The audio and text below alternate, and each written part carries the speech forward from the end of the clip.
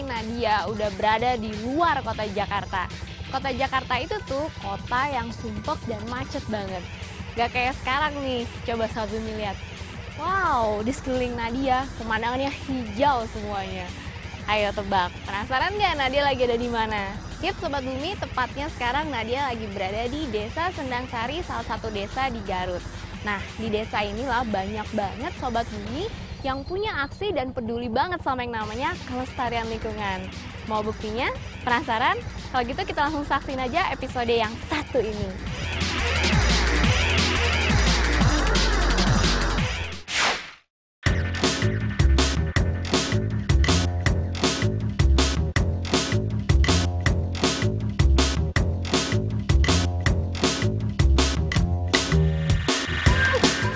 Hai Sobat Bumi, merasa punya banyak banget gagasan proyek lingkungan?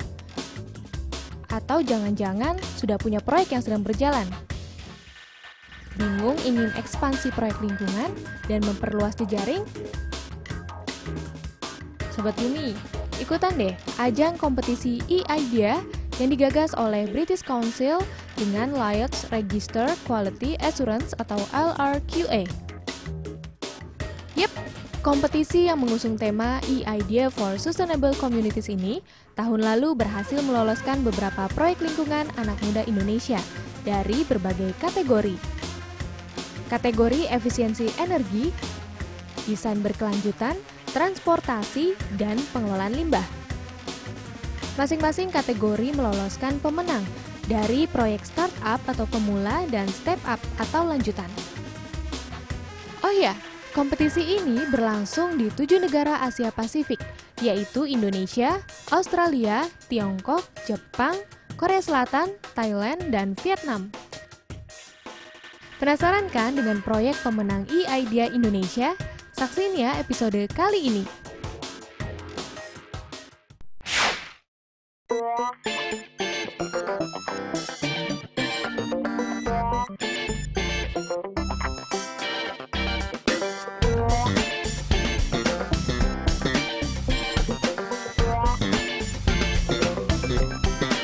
Ya, proyek saya ini namanya agroforestry. Jadi dulu daerah Garut ini terkenal dengan kesuburannya seperti jagung, kacang tanah, beras, pisang. Namun tiba-tiba datang pengusaha industri batu bata, datang ke para petani pemilik lahan, mereka menyewa lahan, tapi bahasa definisi sewa bukan berarti memakai, tapi juga mengeruk tanah lapisan atas. Sehingga tanah menjadi tandus, gundul, dan kehilangan kesuburannya. Masalah yang diakibatkan industri batu bata itu ada dua. Yang pertama, lahannya menjadi tidak subur, dan yang kedua ancaman erosi lahan karena kontur tanah di Garut ini berbukit-bukit dan curah hujan cukup tinggi. Setelah membaca beberapa referensi, saya menemukan sebuah metode yang dinamakan agroforestry. Jadi pertama diinjeksi kompos, lalu kedua ditanami dengan tanaman-tanaman, sebaiknya kacang tanah karena dapat mengikat nitrogen, namun ditanami juga dengan tanaman keras dalam rangka mengikat struktur tanah, seperti itu.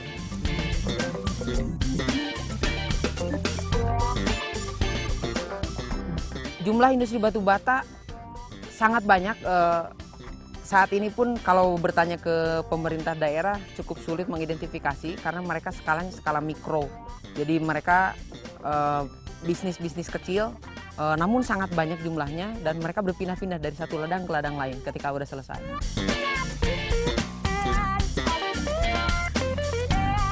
Saya lahir di sini, saya besar di sini, saya main di sini.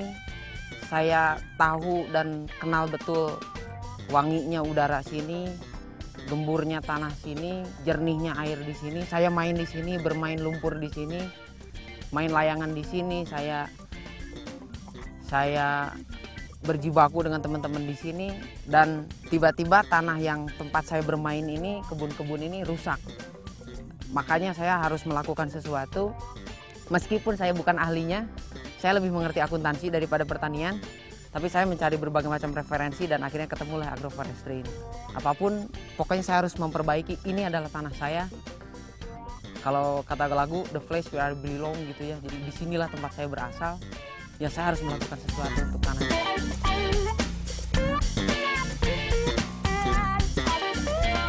Agroforestry itu kalau definisinya ada dua.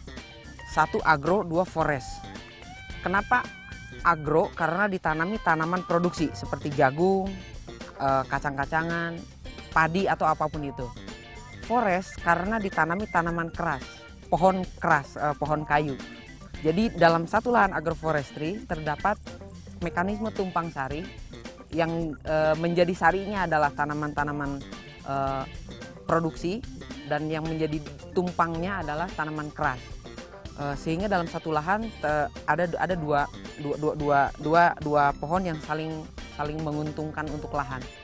Jadi tanaman produksinya untuk penghasilan petani dan tanaman pohon kerasnya itu untuk investasi jangka mendatang yang dalam tempo 5 tahun atau 10 tahun tergantung pohonnya. Kalau albahsia 5 tahun sudah bisa dipanen, kalau jati sekitar 15-20 tahun sudah bisa dipanen, seperti itu.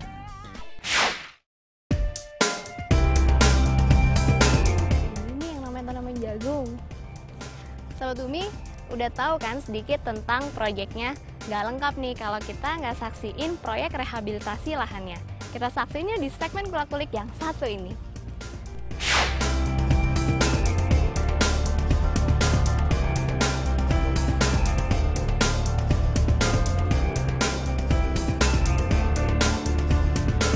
Ini adalah salah satu contoh lahan sisa hasil industri batu bata. Teksturnya keras, tidak produktif lagi, karena tanah lapisan atasnya yang merupakan lapisan yang subur itu sudah diambil sebagai bahan baku industri batu bata. Dan lahan inilah yang akan saya gunakan untuk agroforestry, kita rehabilitasi lagi sehingga bisa produktif kembali.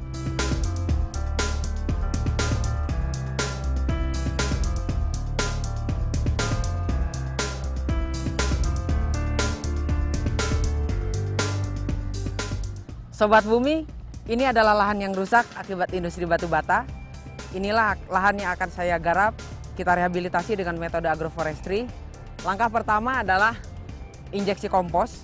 Komposnya sudah terlihat, sudah cukup banyak di sini. Lalu kita bajak, lalu kita injeksi kompos tersebut dengan kedalaman setengah meteran. Tahap berikutnya kita bajak lagi sehingga komposnya menyerap ke dalam tanah. Lalu kita tanam dengan tanaman produksi.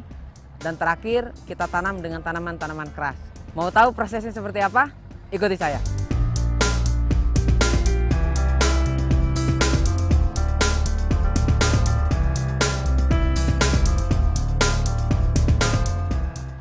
Saat ini saya akan membajak lahan ini sambil menginjeksi kompos. Komposnya seperti ini. Kita akan cangkul, lalu kita akan injeksi komposnya.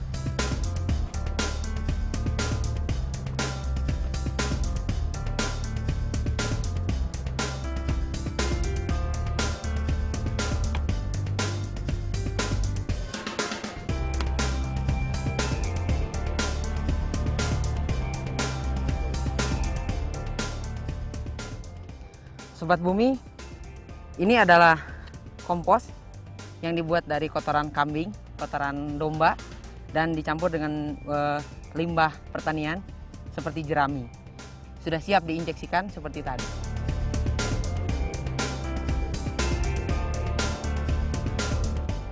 Sobat Bumi, setelah tadi kita nanam injeksi kompos, seperti inilah lahan setelah 2 minggu diinjeksi oleh kompos. Lahan sudah terlihat mulai gembur dan siap untuk ditanami. Kita tebar benih tanaman produksi sehingga tanah akan menjadi produktif.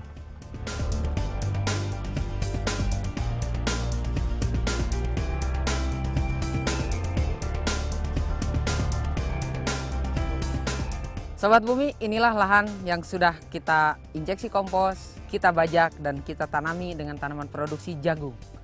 Dan sebagai langkah akhir dari agroforestry adalah menanami dengan tanaman keras. Dan ini adalah tanaman albahsia yang 5 tahun mendatang kayunya sudah bisa dipanen tanpa menghilangkan produktivitas lahan. Albahsia ini akan menahan tekstur tanah sehingga tidak terlindas oleh erosi. Dan tanaman produksi ini merupakan penghasilan bagi para petani pemilik lahan.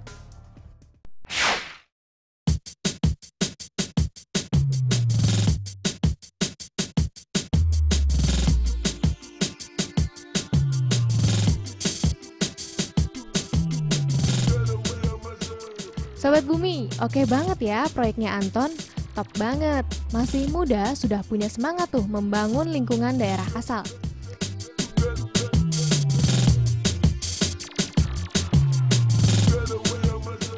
Yap, karena proyek Anton ini ada kaitannya dengan batu bata, Info Plus kali ini tentang industri pembuatan batu bata tradisional.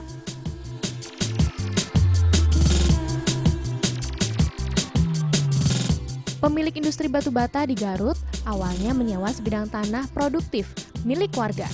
Tanah produktif adalah tanah yang biasa digunakan untuk sawah dan kebun. Sistem sewa ini berupa pemakaian lahan dan pengerukan tanah hingga 1,5 meter. Tanah yang masih subur berwarna coklat pekat ini kemudian dicampur dengan air dan dipadatkan dengan mesin pengaduk. Setelah padat, tanah ini langsung dicetak berbentuk balok khas batu bata. Proses selanjutnya, cetakan batu bata ini dijemur hingga kering lalu dibakar. Tuh kan, kebukti dari prosesnya kalau batu bata yang berbahan dasar total tanah nggak ramah lingkungan karena dapat mengurangi kualitas dan kuantitas tanah.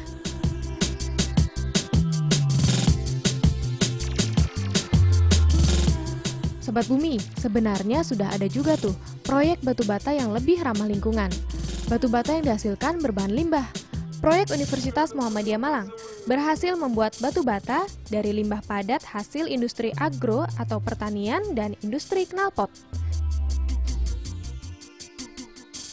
Yep, Sekolah Menengah Atas atau SMA Negeri 5 Madiun berhasil juga membuat batu bata yang tahan gempa. Bahannya dari tanah plus limbah abu hasil pembakaran tebu yang mengandung senyawa silikat. Sobat Bumi, hebat ya inovasi batu bata mereka? Punya ide untuk menciptakan batu bata ramah lingkungan lainnya?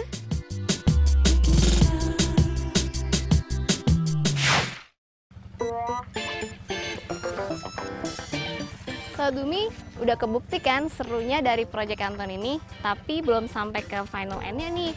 Gimana kalau kita saksiin final share-nya yang satu ini?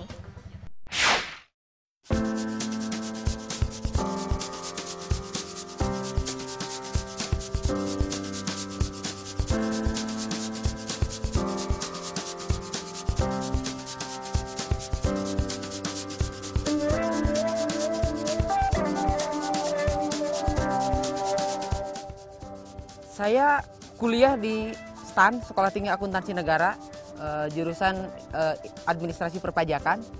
Sama sekali tidak nyambung dengan apa yang saya lakukan ini. Sama sekali tidak menyambung. Mungkin nyambungnya adalah ketika hasilnya sudah jadi, maka dikenakan pajak. Namun kalau dalam prosesnya sendiri, saya belajar banyak dari referensi buku, jurnal ilmiah, internet. Saya baca-baca, khususnya tentang reklamasi lahan. Ada beberapa reklamasi tambang yang skala besar, reklamasi lahan pertanian yang rusak. Namun akhirnya ketemulah agroforestry, meskipun yang saya ambil agroforestry ini hanya metode penanamannya saja. Tapi dalam pelaksanaannya tidak pure agroforestry. Seperti itu mungkin. Ada juga saya cari referensi-referensi mengenai pengolahan limbah sehingga dapat dijadikan pupuk kompos dalam rangka diinjeksikan ke lahan yang rusak.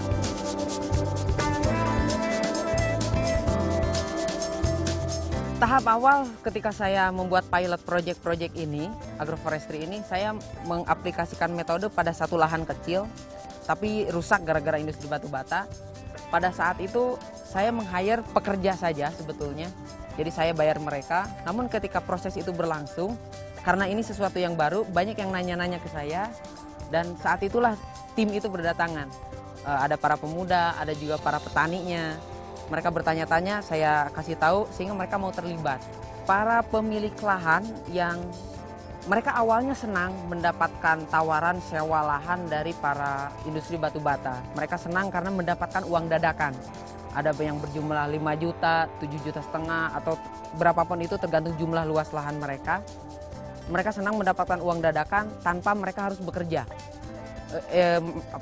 Pola pikir mereka seperti itu, sehingga mereka mau menyewakan lahan dan tiba-tiba lahannya rusak.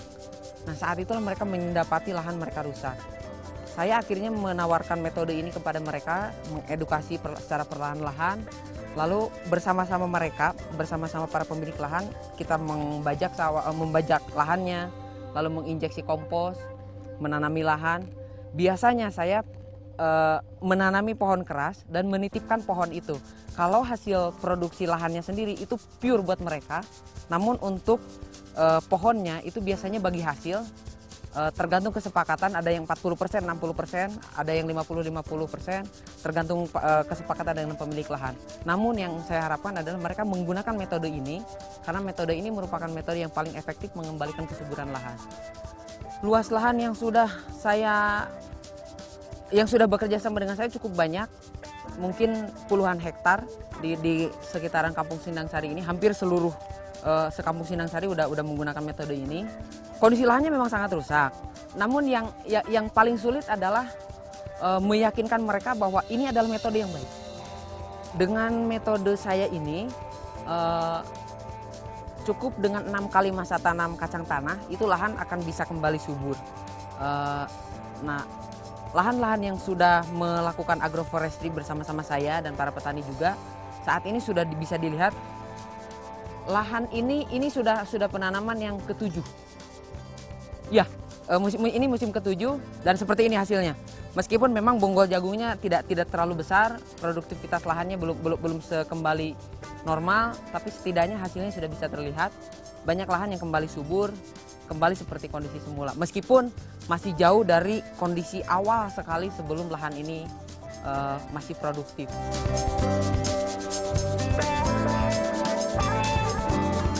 Manfaat terbesar dari proyek agroforestry adalah petani pemilik lahan itu sendiri. Lahan mereka yang rusak kembali subur, produktif, bisa ditanami dengan tanaman produksi apapun dan menjadi produktif dengan produktivitas yang tinggi.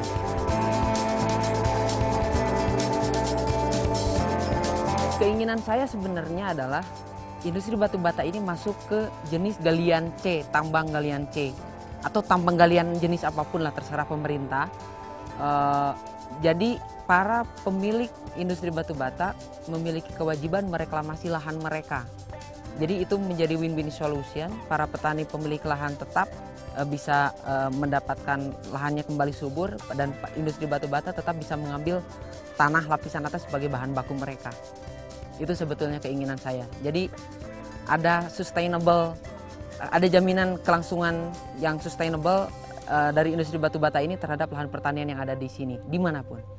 Impian saya adalah lahan pertanian selalu subur, selalu produktif, dengan produktivitas tinggi, dan para petani juga mendapatkan income yang cukup tinggi dari hasil lahan pertanian mereka. Itu sebenarnya impian terbesar saya. Dan mereka juga harus dididik untuk merencanakan keuangan. Misalnya dengan agroforestry ini, manfaat yang mereka dapatkan tidak hanya produksi tanaman produksinya seperti jagung atau kacang-kacangan, tapi juga mereka belajar investasi. Jadi ketika mereka menanam tanaman keras, 5 tahun mendatang mereka akan mendapatkan uang dari tanaman kerasnya itu tanpa menghilangkan aktivitas mereka dalam berproduksi tanaman-tanaman. Sehingga mereka belajar berinvestasi, sehingga 5 tahun mendatang mereka bisa membeli alat-alat pertanian yang baru, mereka bisa menggunakan uang dari tanaman keras itu untuk biaya sekolahnya dan lain sebagainya. Berdasarkan informasi yang saya baca dari Kementerian Pertanian, Pulau Jawa saja itu sudah kehilangan hampir 700.000 hektar lahan akibat industri perumahan dan turunannya, baik itu genting, batako, batu bata. Sehingga saya berpendapat bahwa masalah ini merupakan masalah nasional, tidak hanya di Garut. Karena industri batu bata ini pasti akan muncul setiap ada satu kota besar yang tumbuh, maka kota di sekelilingnya itu pasti terimplikasi oleh industri-industri yang menyokong perumahan atau pembangunan. Sehingga metode ini bisa direplikasi dimanapun selama environment-nya sesuai dengan yang ada di sini.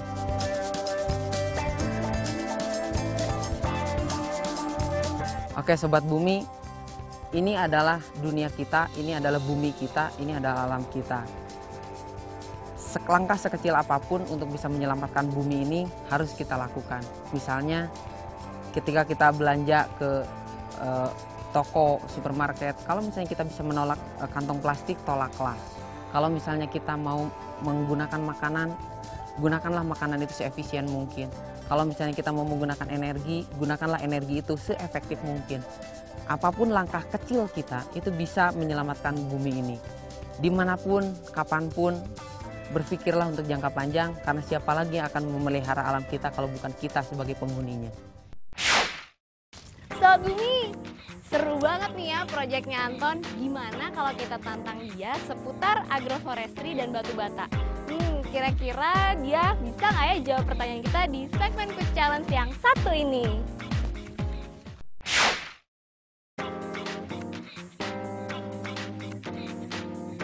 Batu bata, Mesir kali ya?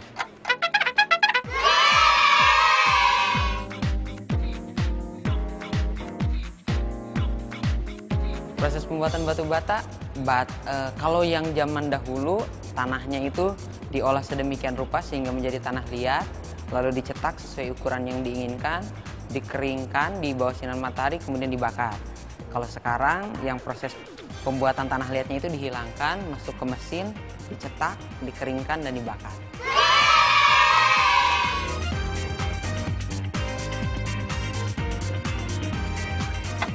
Oke, kacang-kacangan dapat menyuburkan tanah karena dia mengikat nitrogen. Bagian akarnya itu mengikat nitrogen dalam tanah.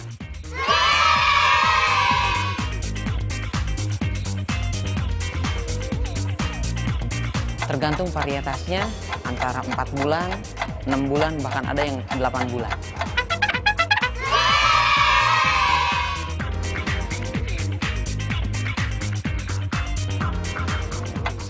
Sawah itu ada sawah basah, ada sawah kering. Kalau sawah basah harus diairi terus, kalau sawah kering namanya tegalan atau huma.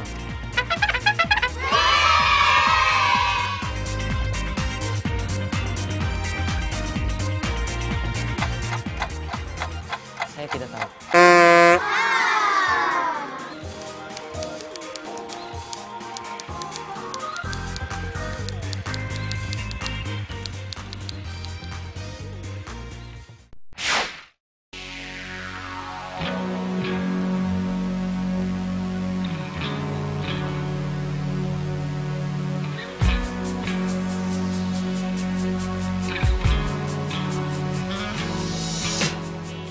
Sobat Bumi, dari tadi kita udah saksi nih secara lengkap episode kita kali ini.